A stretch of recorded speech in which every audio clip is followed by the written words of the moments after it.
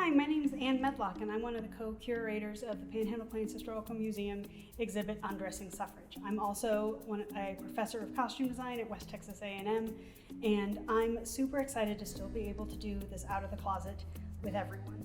So this is one of my favorite garments I've found in the textile storage at Panhandle-Plains Historical Museum. So it's a 1920s bra, which is part of the fun. It looks like something a lot of my students might wear to class now.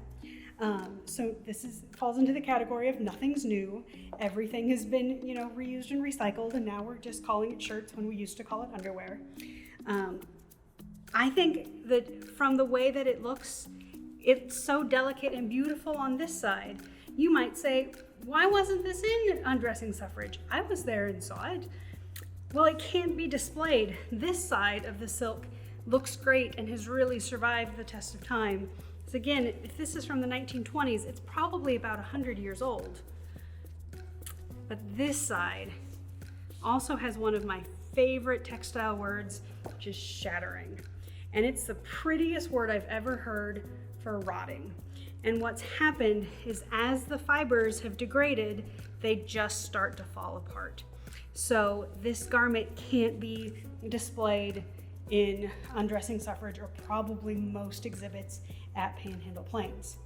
Now you might say, Anne, I've heard you talk about wanting to keep things, and store things and how we need more storage boxes. Why are we storing things at Panhandle-Plains that can't be displayed?